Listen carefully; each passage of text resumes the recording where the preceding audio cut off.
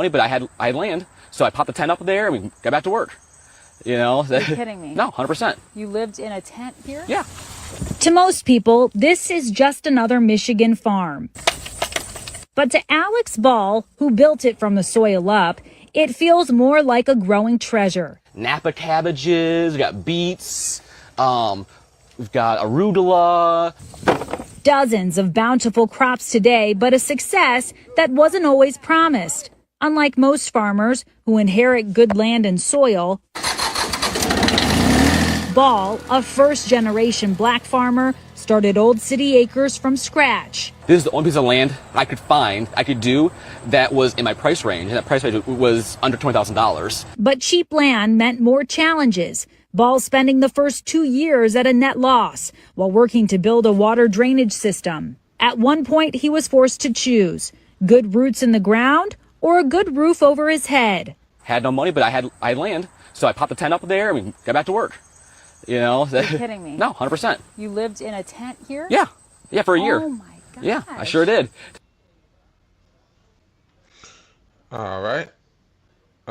What's up, guys? Welcome to another episode of the A&M Podcast. I'm your host, Andre, and that's Left Independent, a.k.a. Mike, and we'll come to you from the ATP Network.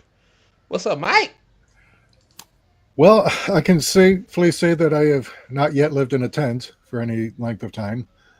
Oh my God. I mean, I hate these stories on the news that try to portray extreme poverty as like just, oh, you're pulling yourself up by your bootstraps and making do with what you've got. It's like, and they Right. never seem to answer the question, why it was made so impossible for him to have his farm without living in a tent, without making him choose between having a roof over his head and Right. running a farm. Right. Why he had to choose. It shouldn't be like that. Like, people have to choose between going to the dentist or going to buy groceries. Like, that's America for you. Yeah, it's like, sorry, but little 8-year-old Jane should not have to be going to work in the local coal mine for 12 hours a day and getting black lung just to go ahead and put herself through college. All right, that is not a success story. That is a horror story. Yeah. And if she get black lung, she's not going to live long anyway to fulfill her dreams. So, yeah, it's wild, man. Yeah, I saw that today on Instagram, man. I'm like, wow. Like, so many people go through that shit. Like, yeah, I mean, don't get me wrong. I'm glad that this guy can get his farm going, but man, I mean, that should not be happening here in the United States of America, where people have to live in tents just to try and make ends meet while they try and get their businesses started. yeah. In the video, he said he spent $20,000 on that piece of land. To me, that land looks, about an acre and a half? So, Yeah. like, wow. Like, $20,000, I mean, that's a down payment for a house these days. So, yeah, yeah, man. This system, man, it's in place to hold us back. Like, that's what I that's what I observed. So, what we're gonna talk about today is general strike. A lot of people talking about general strike in 2028. I guess that must be the big event. And my first question, Mike, to you is, do you think a general strike is the last ditch non-violent, last ditch effort to prevent a non-violent movement from happening? Well, I would say first we have to actually do a general strike before we can even call it anything. True. We could have done a general strike 20 years ago, 30 years ago. We haven't done it yet. Right. So when is it going to happen? They said 2028. Like, I don't know why first of all, my question is, why is it so far? But, something in me tells me that you can actually do it now if you want it, but there's so much groundwork that has to be laid, but you're not going to do it for 2028. It has to be done right fucking now. It actually has to be done 10 years ago, 15, 20 years ago. Yeah. Exactly. Yeah. Exactly. If you're thinking, oh yeah, we're going to do it in 4 years, well, guess what? You could have done it 4 years ago. Yeah. You could have done it 8 years ago. Yeah. Exactly. I mean, I'm like, yeah, like we need to the ball need to be getting rolling now, and like, yeah. I when I saw that, I said 2028. Like, no, that ain't gonna work, bro. Like, Yeah, we have to do it who? right now. Yeah. Um, you know, like a lot of people said they only concern with a general strike is that they if they do it, then they might, be homeless or might not eat because Yeah, well, that's going to happen anyway because they're getting rid of Social Security, they're getting rid of Medicare and Medicaid, housing. Yeah. I mean, they're taking a wrecking ball to it. Yeah, I'm saying. I don't think people really understand. Once these programs are gone, we're not getting them back. Yeah, because the Democrats aren't going to do jack shit to restore them. Exactly. And this is what I've been telling my mom. She's on Social Security. I'm like, no, like the Democrats are in cahoots with the Republicans. Like they don't give a fuck about you. Who do you think was the biggest person on the Democrat side to advocate for cutting Social Security and Medicare? Joe Biden. Joe Biden. Yep. You can pay for it. That's how. that is exactly how. Sound like him too. You sound like him too. Oh my god. Yeah. Well, he makes it so easy because Biden's thing used to be, when he was still lucid, it used to be like he would lower his voice to a whisper, like he was letting you in on some big secret. When he talked about having to cut food stamps or Medicaid or Medicare or Social Security, TANF, or education. Every time he talked about cutting those, he said it's the only way that we can pay for it by cutting it. Yep. Yeah. Secret. Then I told no, dude, you're not letting us in on anything except just how much of a depraved psychopath you are. But no. Oh my god.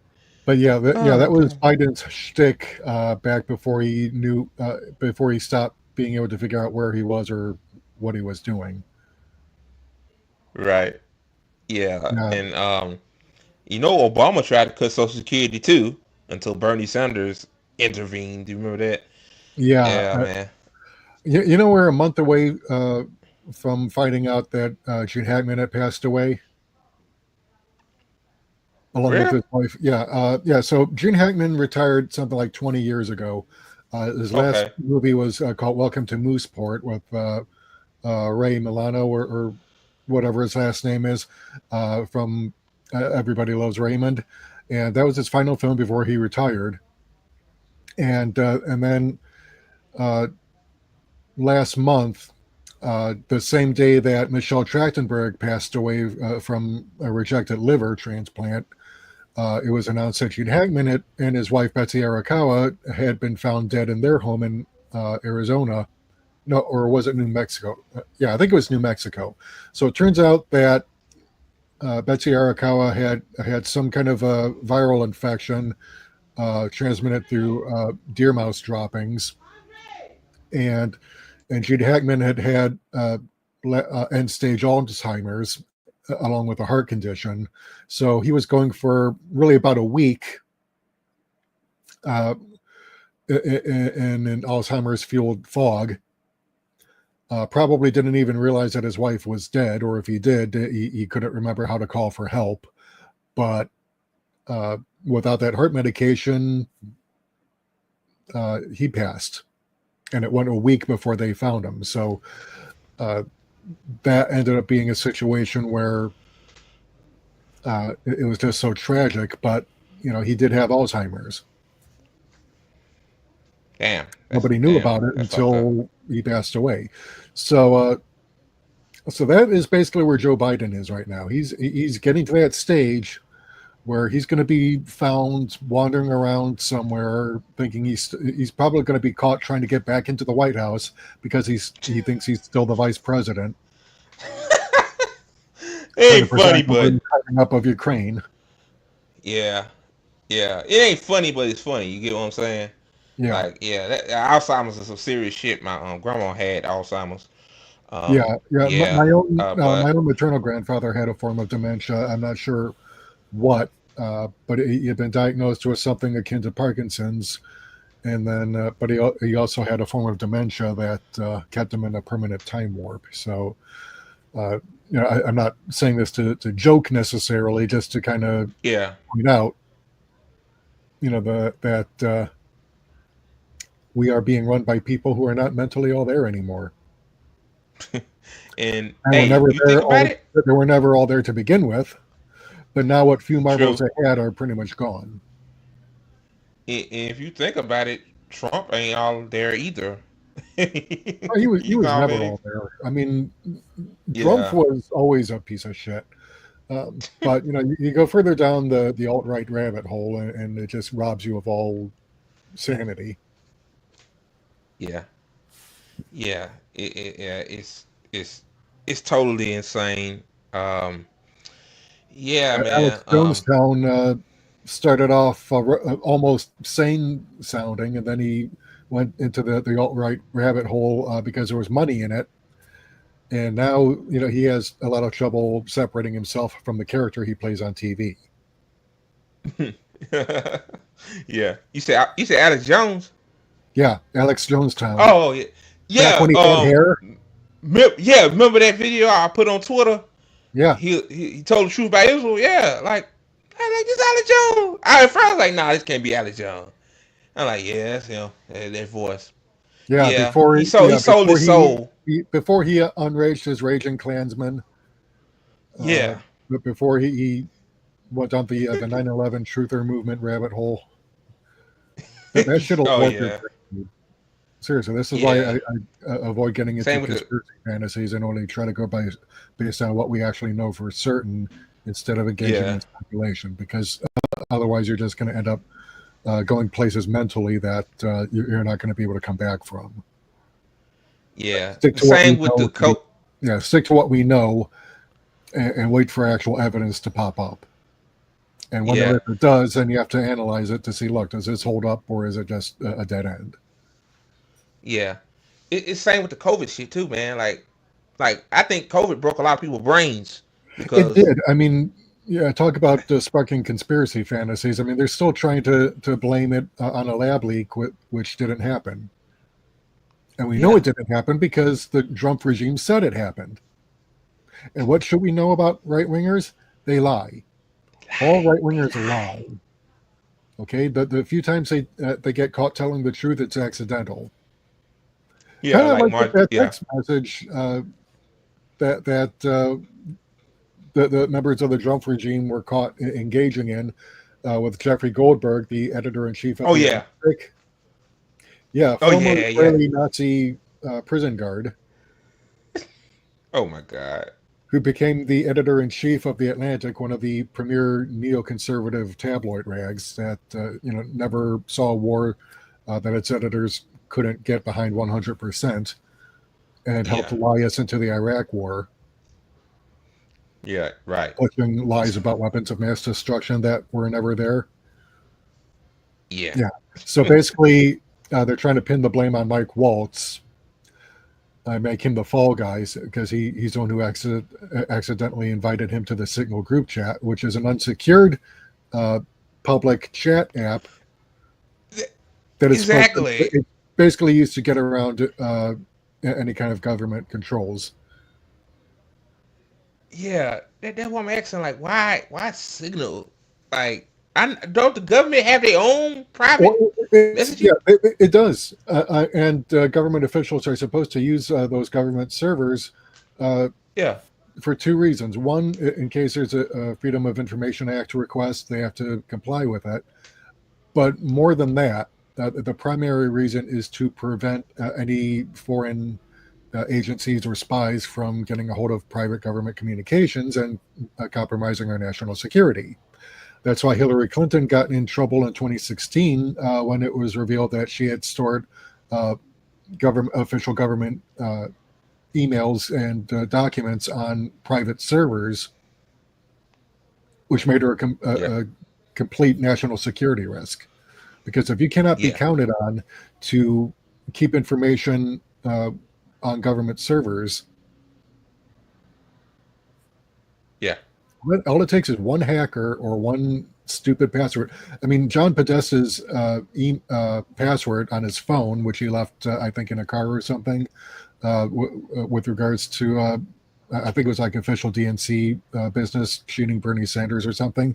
Well, somebody found his phone. His password apparently was something stupid like 12345 or whatever. Oh my God! Dude, come on, are you people this fucking stupid? Well, you are that like fucking stupid. All right. Well, okay. So now we know how we need to talk to you, like a 5-year-old who's got ADHD. Exactly. So, but these are the kind of morons who run our government, who think that they can pull a fast one by going around government checks and balances and by thwarting any sort of because they were planning war crimes against Yemen. Yeah. Remember they bombed Yemen a couple of weeks ago because once Israel broke the ceasefire to start slaughtering Palestinians again during Ramadan, no less, then the Yemenis were like, okay, you know what? We stopped bombarding ships going into the Red Sea because of the ceasefire. The whole reason why we were doing that was to stop the flow of weapons into Israel. Yeah. And once the ceasefire was broken, the attacks resumed because it is a war. And Ansar Allah, otherwise known as the Houthis, they're pretty much the only Arab group actually trying to do shit to help the Palestinians militarily. The Saudis won't do shit. The United Arab Emirates won't do shit. Dubai ain't doing shit. Syria definitely ain't doing shit because it got overthrown and handed over to ISIS and Al Qaeda. Yeah. Turkey's not doing shit. Yemen is the only country actually trying to do something. Yeah. Even Iran isn't doing shit. Yeah. Of course, Iran's got its own problems. It's got to defend itself before it can defend the Palestinians. But that's another topic for discussion. But so they were discussing the bombing, and it's actually pretty sick that they accidentally invited a member of the neoconservative press into the Signal group chat. And once he realized what was going on, he politely excused himself because, oh no, I'm sorry, I don't mean to intrude upon your planning war crimes. Please, But that didn't stop him from taking screen caps of what he was privy to and publishing it after the attacks had been carried out on Yemen. Yeah, you waited 2 weeks to do that, which is because he wanted to boast about. He wanted to help them boast about what they had done. We sent a strong message to the Houthis. There will be consequences for attacking shipping. It's like, but no, all it proved was that these guys are just grossly incompetent when it comes to national security. And two, that our subservient mainstream press is basically a bunch of stenographers. Not that we needed more convincing about that. Yeah, exactly. But instead of releasing this information before the planned attack to try and stop it from happening, he waited until after it was carried out. Yeah. Like you said, they love war. He loathed over that when he was in that. I'm pretty sure he was in that group chat. He was loathing over it. Yeah, like that's.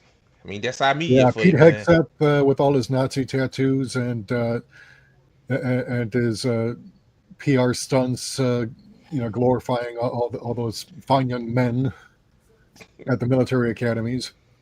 Okay. It's like, Pete, we know we know. Okay, come out of the closet, man. It's okay. It's okay. Elon did. You can too, man. You know what I mean? Yeah, whenever these guys start, trying to overcompensate and demonstrate how masculine they supposedly are, they always give themselves away. It's like, dude, we know you're closeted, okay? Just admit it. It's Not okay. fooling anyone. It's okay. like with Yeah. Vladimir Putin, back when he first came to power and started cracking down on LGBT people in Russia. But he was like riding around on horseback without a shirt and showing off his barrel chest and his no definition stomach, and it's like, Oh my dude, God. come Yeah, on, I remember that. just come out of the closet already. You're not fooling anyone. But you know what though, Mike? I don't mean to be conspiratorial, but I think most of those motherfuckers that hates the LGBTQ so much, I bet they closeted. No, they are I, closeted. I'm 99% yeah, certain that they're all hiding something. Okay, yeah, remember, every right-wing accusation is a confession. When they accuse gay people and trans people of being pedophiles, they're really talking about themselves. yeah. They pedophiles. Yeah, When yeah. they call 100%. when they call LGBTQIA people groomers, no, they're the groomers. Yeah, they talking about themselves, but they using the Yeah, LGBTQ as a yeah, it's a scapegoat. as Just like yeah. they're trying to make Mike Waltz a scapegoat. It looks like, and also just like they're trying to make Rachel Zegler the scapegoat for the failure of Snow White. Yeah, Yeah, I remember heard last about week that. we were talking about this? Yeah, I've got to share Yeah, this because yeah, this is just so messed up. yeah. And, yeah. Let me see if I can.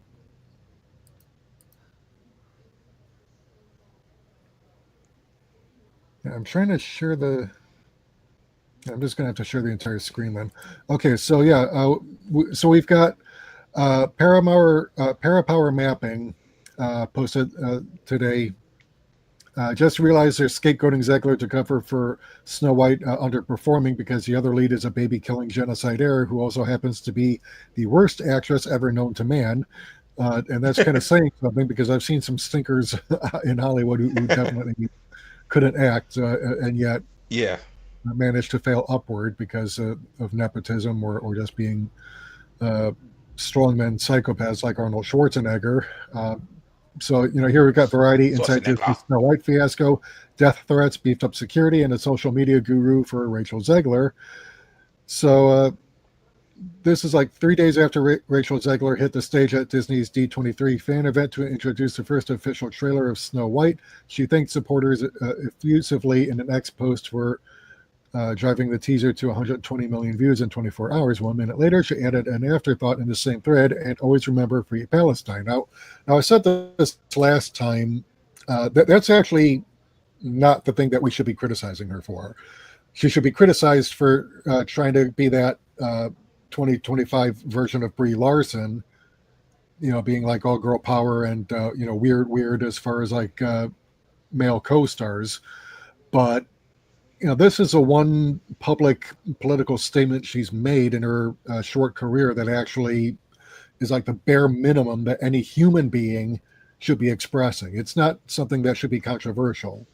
And yet Exactly. Disney is trying to throw her under the bus and blame it for its shitty CGI, its nightmare-fueled CGI dwarves, its inconsistent lighting, its It's a hodgepodge mess. lighting.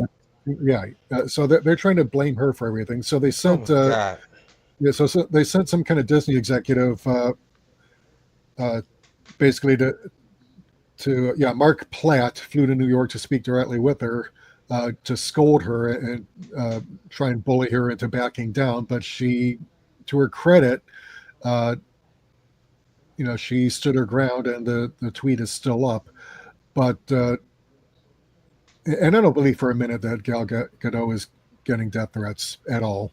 Nah.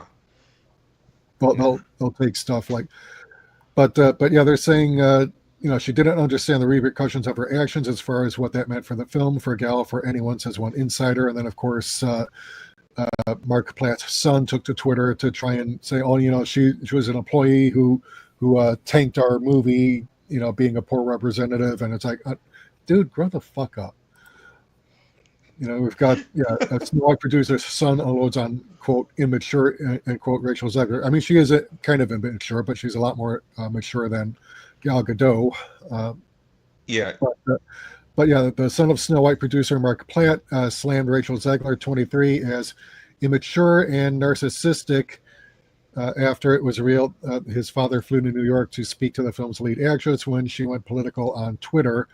Jonah Platt, 38, brother of actor Ben Platt, talk about nepotism, issued a scathing response to one negative commenter on his Instagram. The commenter said, "Your dad flew to New York City to reprimand a young actress," in reference to Variety's bombshell report this week of the behind-the-scenes drama involving Disney and Zegler, whose pro-Palestine and anti-Trump comments production execs are blaming for the movie's poor showing at the box office.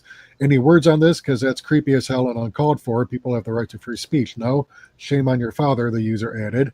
That's when Jonah unloaded, revealing what he thought of the situation and the actress who plays Snow White in Disney's newly released live-action remake. You really want to do this? Yeah, my dad, the producer of an enormous piece of Disney IP with hundreds of millions of dollars on the line, had to leave his family to fly across the country to reprimand his 20-year-old employee for dragging her personal politics into the middle of promoting the movie for which she signed a multi-million-dollar contract to get paid and do publicity for. This is called adult responsibility and accountability, and her reactions clearly hurt the film's box office. Free speech does not mean you're allowed to say whatever you want in your private employment without repercussions. Tens of thousands of people worked on that film, and she hijacked the conversation for her own immature desires at the risk of all the colleagues and crew and blue-collar workers who depend on that movie to be successful. Narcissism is not something to be coddled or encouraged. Now let's unpack the hypocrisy in all this. Okay. Because if we really want to do this, Jonah... Oh my God! You want to talk about being immature? How about going on an immature brat tirade, throwing a temper tantrum because you're trying to blame one 20-year-old for the failure of a multi-billion-dollar studio that knew exactly what fans were asking for, what they were demanding, and not only refused to deliver on it, but they went ahead and made a reboot nobody wanted or asked for, spent ballpark like anywhere from like $300 to $400 million total on a movie that comes off like it was written by an AI during the writer's strike Probably was a couple years ago. Probably was. I wouldn't be surprised. They went out of their way because Peter Dinklage, don't get me wrong, he's a fine actor. I liked him in Game of Thrones from what I've seen of it and some of his other films, but he went bitching about people casting people with dwarfism to play little people, and it's like, dude, we're not talking about people with dwarfism, we're talking about fantasy dwarves, like Tolkien type dwarves. You could have hired full-size actors and scaled them down, in order to go ahead and have them play dwarves and, apply the makeup to make them look, dwarvish. But we're not talking about literal people with dwarfism in the real world. We're talking about fantasy characters. So Disney, in response to that, decided, no, we're just going to do a rushed job, and it looks like a rushed job to make these really freakish-looking bobble-headed cartoon characters I can do a better don't job even look than like they're them. there in the scene, and they're basically they're more of it as an afterthought, because God forbid,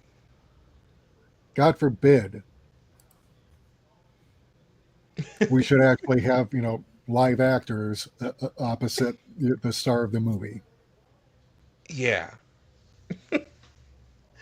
Man. And then they don't do good lighting. They've got this horrible color scheme, which is like this kind of like amber, orange, and teal color scheme, which is, and so when it's not bouncing between that, it's bouncing between that and something that tries to be normal but kind of falls short. Yeah. And it's pretty obvious that they had a lot of material that they just couldn't use, and therefore had to go back and do reshoots, probably because someone didn't do the lighting properly. One of the reasons why I still love celluloid as the medium for film is that it forces you to be more disciplined. All right, because your film stock is limited, you can't afford to do like 20 or 30 takes and then trying to worry about fixing it in post if you don't get the lighting right. No, you have to get it right the first time, because time is money, film is money, and you have to be rigidly disciplined when setting up everything from lighting to shot composition and getting it right on the first take. And if you're not willing to do that, because you're shooting on digital, and so you think, oh, we'll just fix all this in post. Oh, wait a minute, we tinted our shadows. Reshoots. So digital ends up costing more money and more time than does actual celluloid. But they ditched celluloid in 2012. That was a mistake. Because wave of the future, right? Yeah, that was hey, you got to future-proof everything. Like, yeah, well, the reason for that was explained to me by, see, when I was in film school, we had like the Cleveland International Film Festival coming to town. This was like 2011, 2012. So one of my classes for it was either film, I think it was history of the moving image, or possibly film history. I forget which, but my instructor had someone come down who was like in the film industry, and he was saying like the real reason why they went to digital cameras and to live streaming movies instead of having a projector in the booth, like an actual projector, because right now what they're using is a streaming projector, which basically means you're streaming that movie in real time from a server that's like thousands of miles away over in California. So and what that lets you do, in a way that celluloid projectors and even digital disc projectors would not let you do, was it allows you to control the number of screenings that a movie theater is allowed to have on any given day. Because even though it was never actually an issue, and it's debatable as to how widespread this problem actually was, but in theory anyway, some movie houses, in order to recoup that initial loss of revenue, because most distribution deals have the studio getting the bulk of the box office sales, like opening weekend and like the first couple of weeks, and then after that, then the theaters start taking a bigger cut. All right, so they're basically making their money on the back end, which is why concessions end up costing so much money. Yeah, and so on paper, anyway, a movie theater could, if it were so inclined, hold a few extra screenings, on the down low. Yeah. Not really advertising.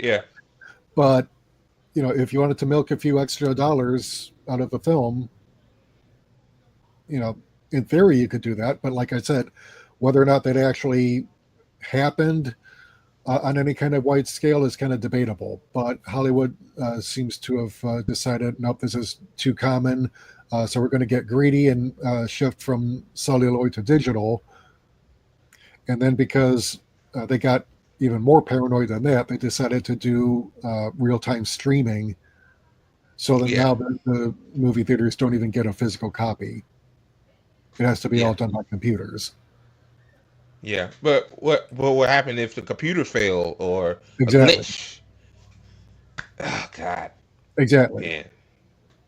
That's the downside of digital distribution anyway. Like, if the Wi-Fi goes down, you're going to be getting a lot of angry moviegoers demanding their money back. Yeah, like that costs movie ticket. Movie theaters money. Woo! Yeah, a movie ticket almost $20 per person in some theaters. Like, then shit don't work. Oh hell, yeah, man. So right now they're trying to blame Rachel Zegler for the movie tanking, and it's like no, children,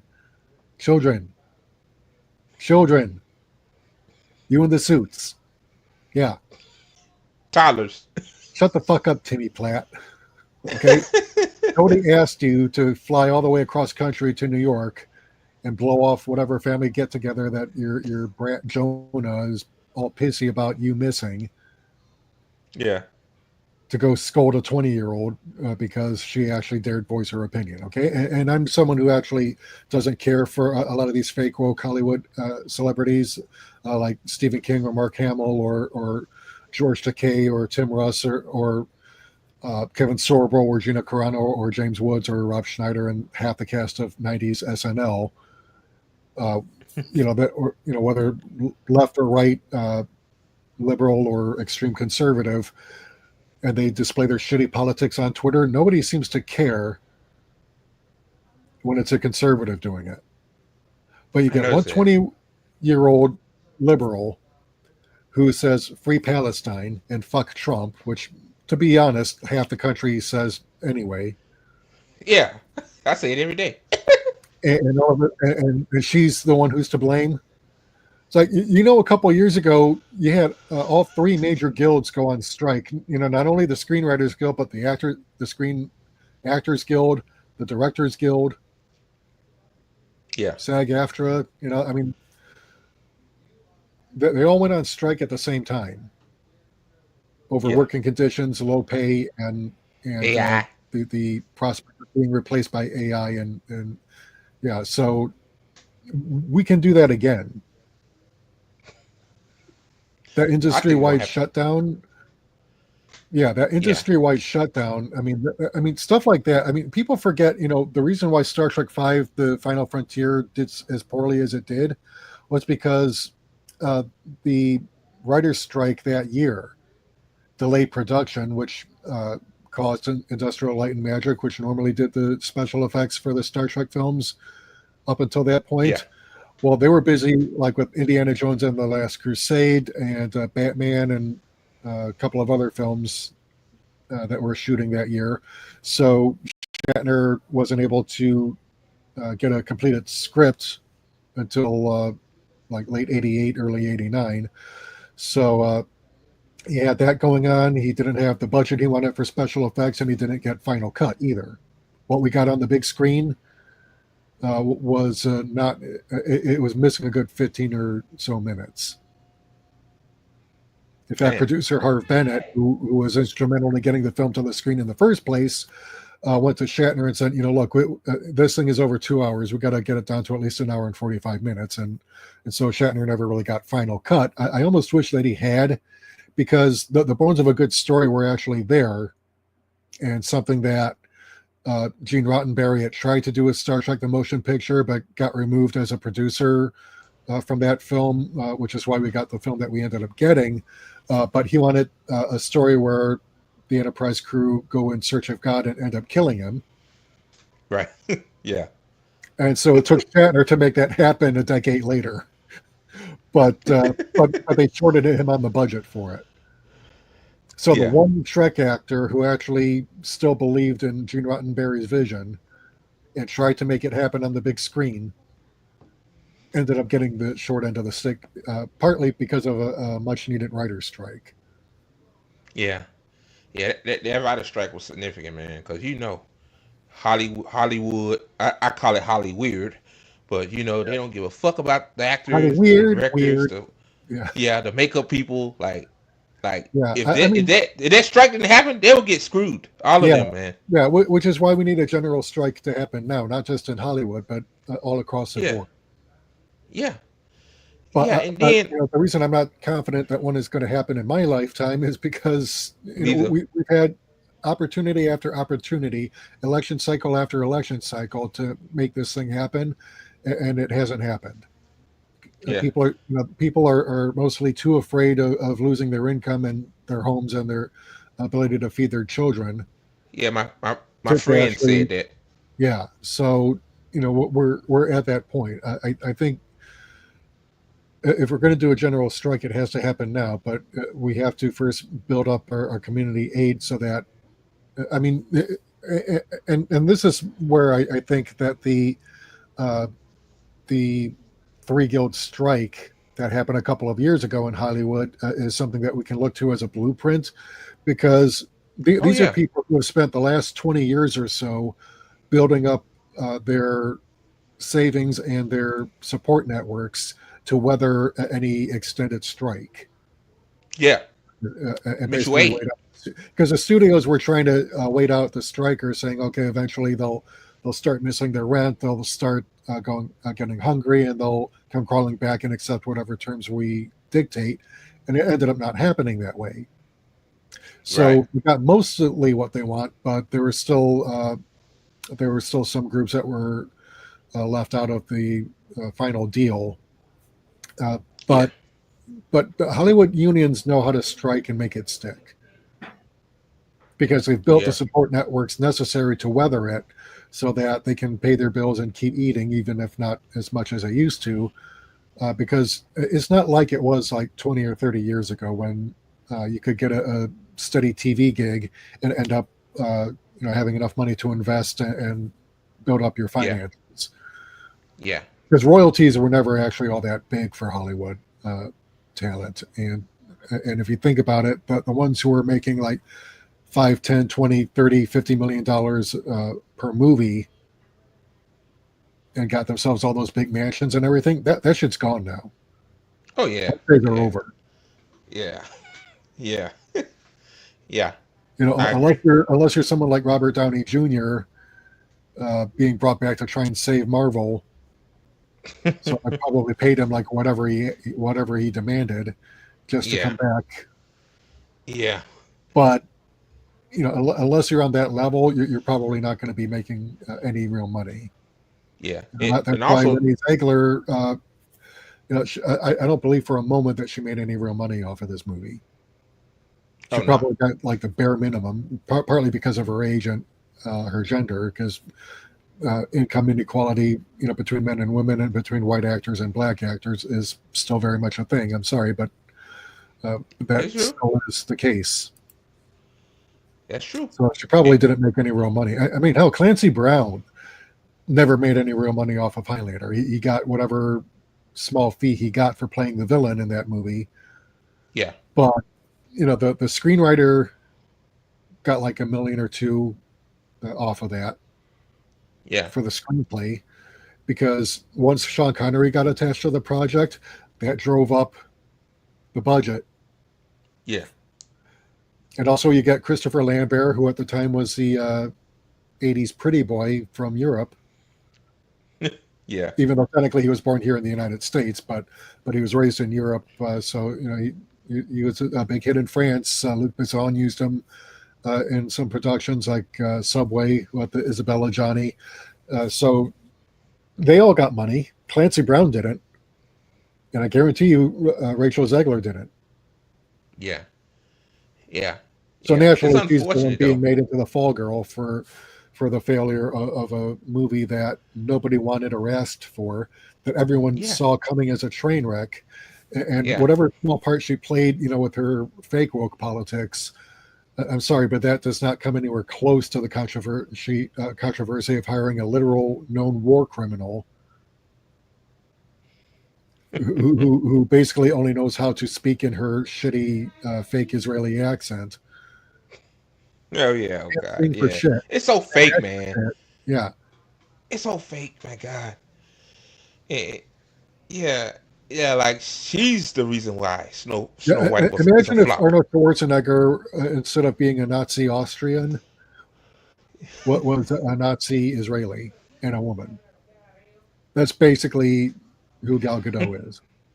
Yeah, exactly, 100%. Yeah, it's yeah. So yeah, instead of blaming her wooden performance as the evil queen, or the shitty production and the lazy CGI that was done almost last minute because you decided, we have to go back and reshoot the scenes with the dwarves because Peter Dinklage shamed us. Yeah. And we have to pander to people we don't actually care about, even though we're giving campaign bribes to politicians who are trying to legislate all these groups out of existence. But we have to appear like we're woke. Yeah. Yeah. Because appearances trump substance every time. Yeah. I got into it with one of the people I follow on Twitter. His name is Clever Monster over this issue. Because my criticism of the so-called woke Hollywood isn't that Hollywood is too woke. It's that it's not woke enough or at all.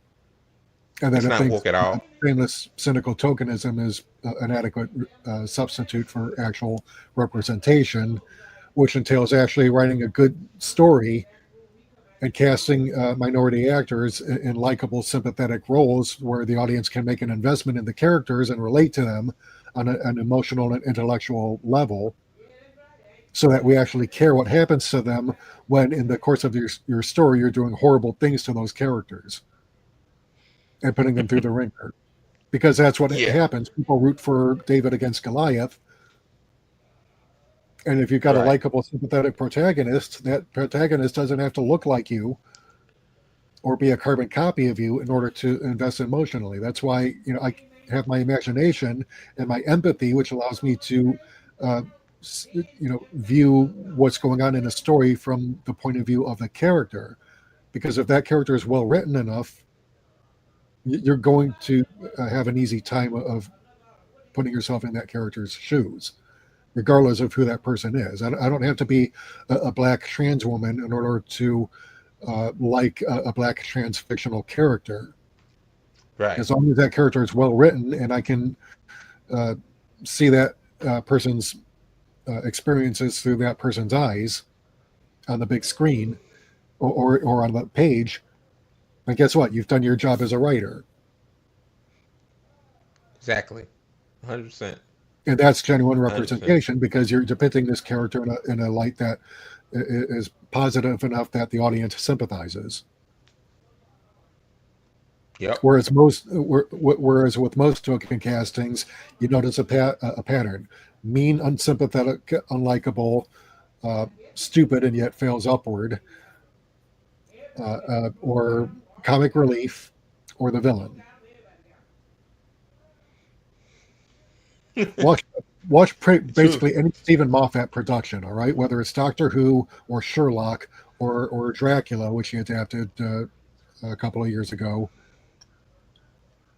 You notice how all the LGBT characters on his shows are either the comic relief or insane bad guys. It's hinted that their sexual orientation is a symptom of their insanity.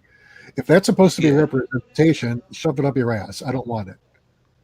I've got relatives who are members of the LGBTQIA community, and I am outraged on their behalf at this shallow, empty rhetoric that says, "Oh yeah, we're going to have representation," while depicting these characters in the most negative light imaginable. Yeah. This is a kind of thing we need a general strike in Hollywood for, okay? Yeah. Yeah. Yeah. They Oh yeah, I got one last question to ask you. What do you think about the future of Hollywood? Like, we know we got all these streaming platforms and streaming like it's taking over. Is it? You think? Well, streaming has become like cable. All right. Why did people get into streaming in the first place? Because cable got too expensive. Satellite got too expensive. You're paying hundreds of dollars a month for hundreds of channels, maybe a dozen of which you might watch, if that. Right. Yeah. And so, you get all these channels. A lot of them are commercials. So you're paying.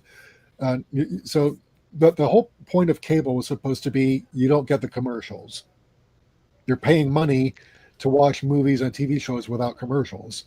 Except most cable networks are networks that get revenue from having commercials. USA Network, Sci-Fi Channel, formerly the Sci-Fi Channel. Yeah. Cartoon Network. These have commercials and commercial breaks. Yeah. And yet you're paying for cable to watch something that has commercials. Yeah. So why are you paying that much for cable just to basically get a handful of sports and movie channels? Exactly. And so streaming was supposed to give you the option of doing away with all that and go back to commercial-free television and movies. Right.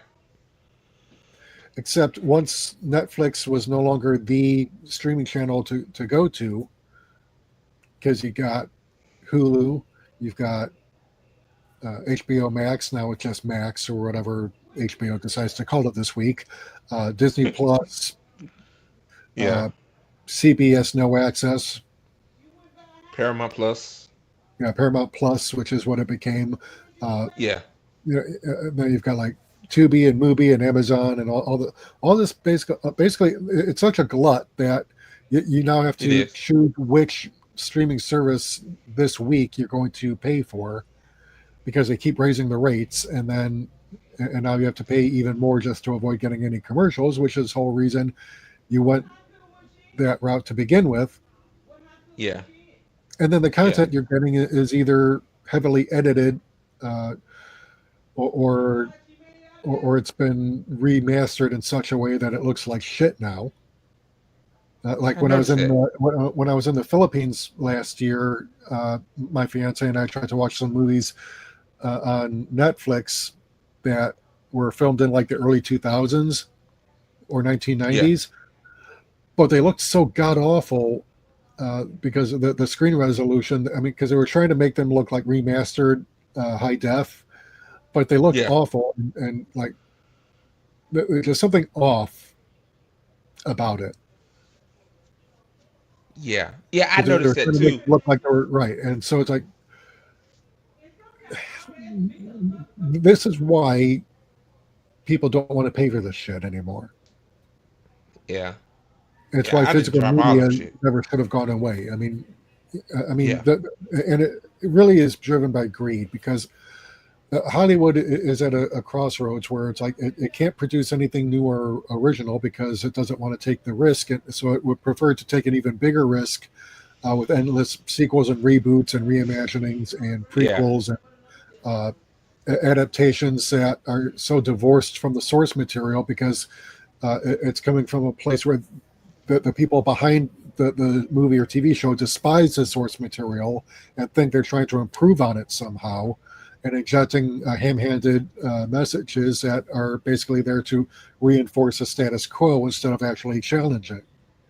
Like, why does Boots Riley have to constantly struggle to get money to make his films?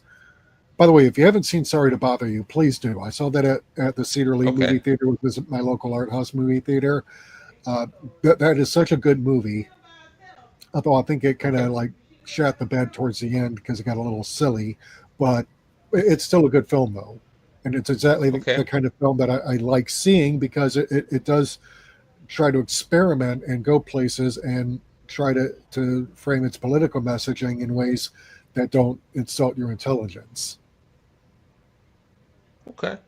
Because the central premise of the film is about a young black man who is struggling to get a job. He's living in his parents' garage, and he finds his quote unquote white voice, which gives him access to a job that pays money, and starts, raking in the big bucks.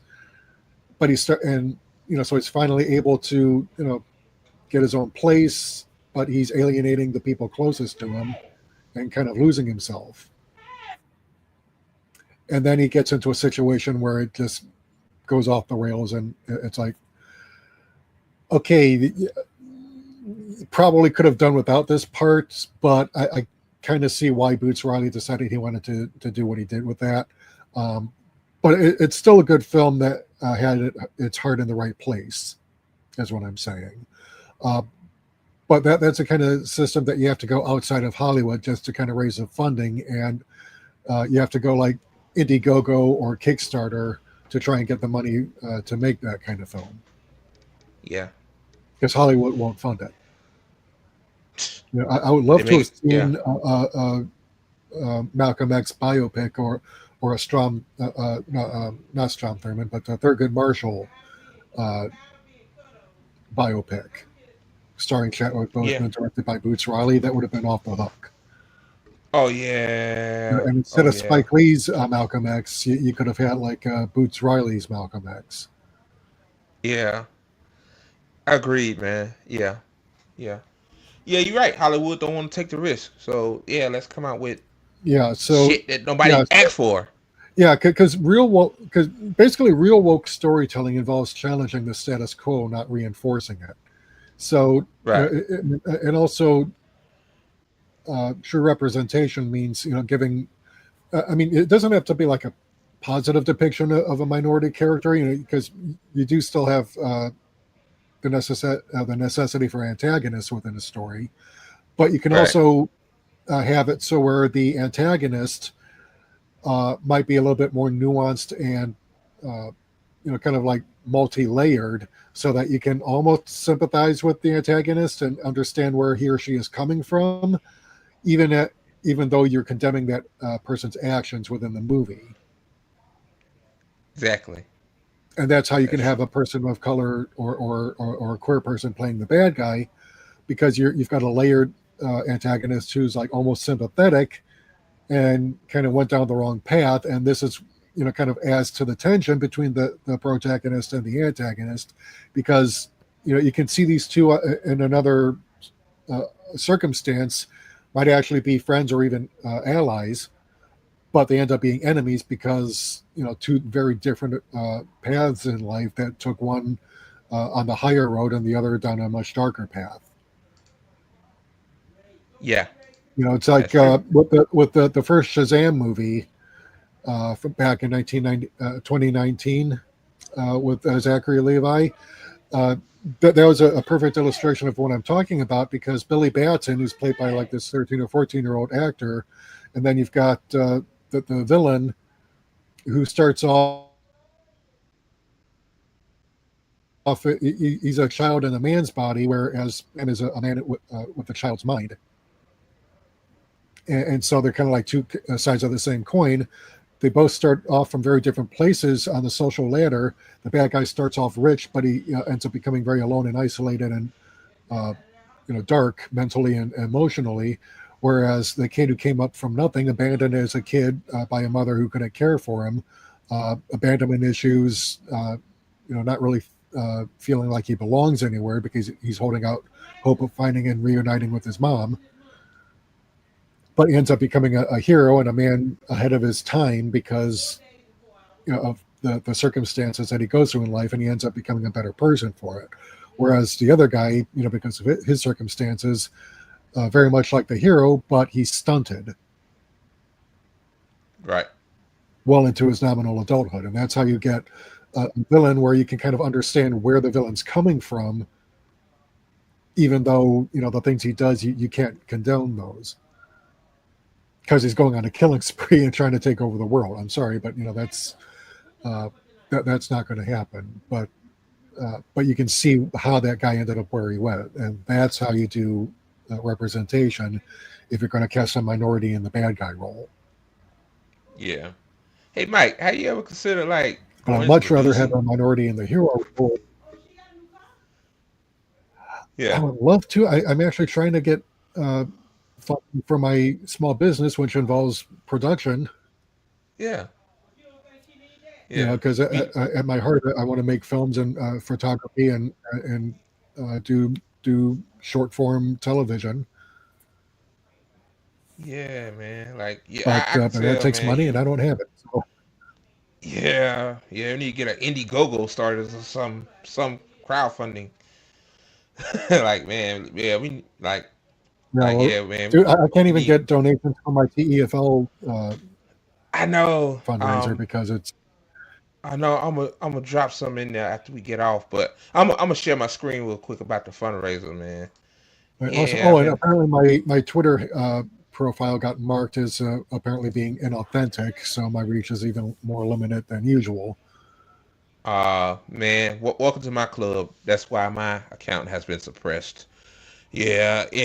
That will happen when you speak truth to power. Like, or you criticize Elon in a way.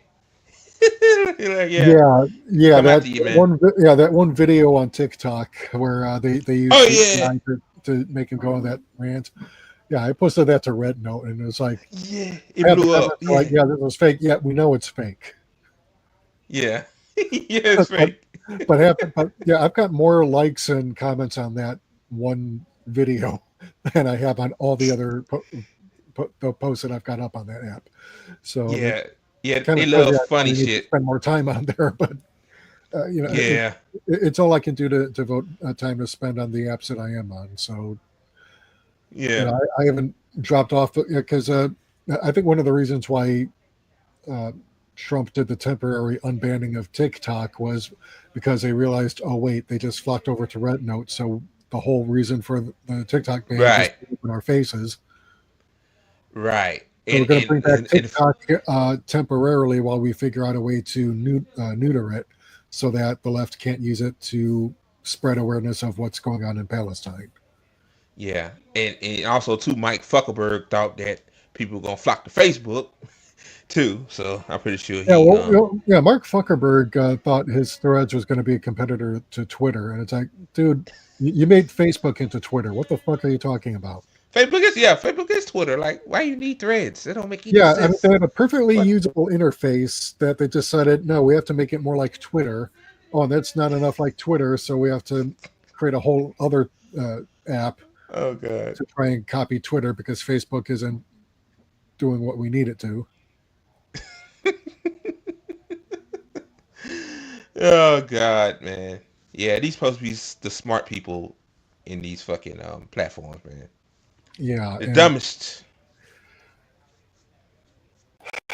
man, I'm telling you, we are living in the worst timeline. But no, seriously, if you know anyone in Hollywood Union like SAG-AFTRA or the Screenwriters Guild or the, I mean, not so much the Directors Guild because they were the first to stop striking because they got the deal they wanted, but you know the Screenwriters Guild and SAG-AFTRA, those are the two working class guilds that you can't really make any real money with those anymore.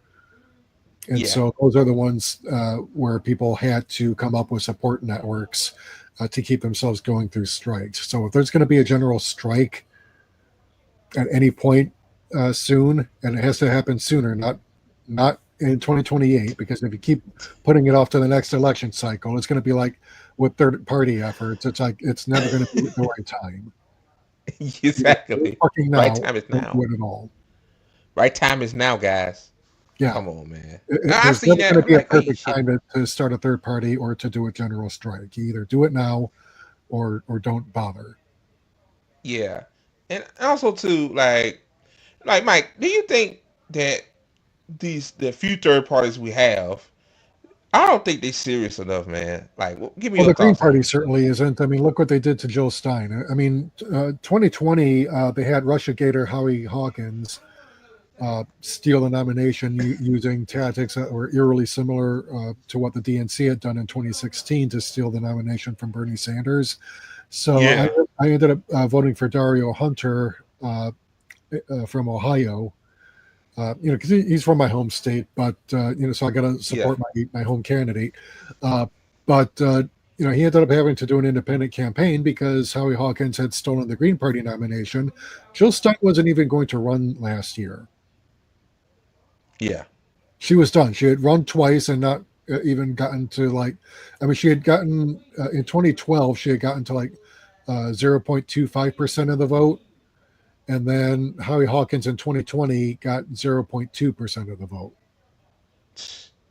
Yeah. Which was worse than what Joe Stein had gotten in 2012.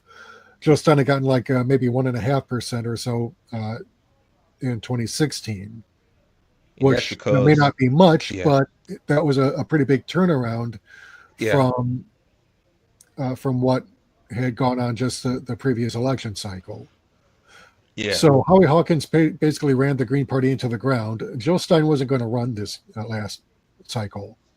Cornel West had basically decided, okay, I'm going to go under Movement for a People's Party. Oh, they're not letting me campaign like I wanted, so I'm going to join the Green Party. Oh, they're not going to let me campaign how I want, so I'm going to form my own party. So that left the Greens in the lurch without a candidate. Yeah. So Jill Stein supposed to be Cornel West. So Jill Stein basically had to start over again from scratch to get the Green Party back to what they had done in 2012. Yeah. Which was 0.25% of the vote. Yeah. Yeah, man. The Green Party, if they want to be serious, they gotta stop bullshitting. I'm serious, man. I mean, when I was out doing voter registration and get out the vote efforts, I never saw any Green Party members in places like East Cleveland or the east end of Cleveland. Occasionally, you might see some in Parma, Cleveland Heights, Mayfield Heights, but you almost never see them out or you'll see them out in rural areas like around Columbus, but you never see them anywhere else. Like certainly not in any urban areas. Yeah, And that like tells you they're not yeah, serious because, yeah, I mean, don't get me wrong. It's not that we should ignore rural areas, but the population centers are in places like Columbus, Cleveland, Toledo, you know, Akron. yeah, Akron, Yeah, places where you don't go out at night because, especially if you're white,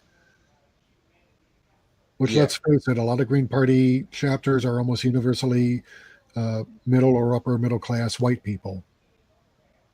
exactly. They're not going after the black vote. They're not going after the Hispanic vote hard enough. Yeah, And they need yeah, to. So, yeah, if the Green Party is going to be, I mean, like if and I don't mean to tell black people or Hispanic people or any non-white people how to campaign or what party they should join. But if anyone's going to take over a political party, it's got to be those groups, and they've got to be willing to take over the Green Party and make it a yeah, truly non-white party, yeah, one that advocates yeah, unambiguously not just for green policies, but for social policies, which the yeah. Green Party, Reparations. in its current makeup, can't make up its mind if it wants to be just an environmental party or something that caters to disaffected Democrat upper middle class liberals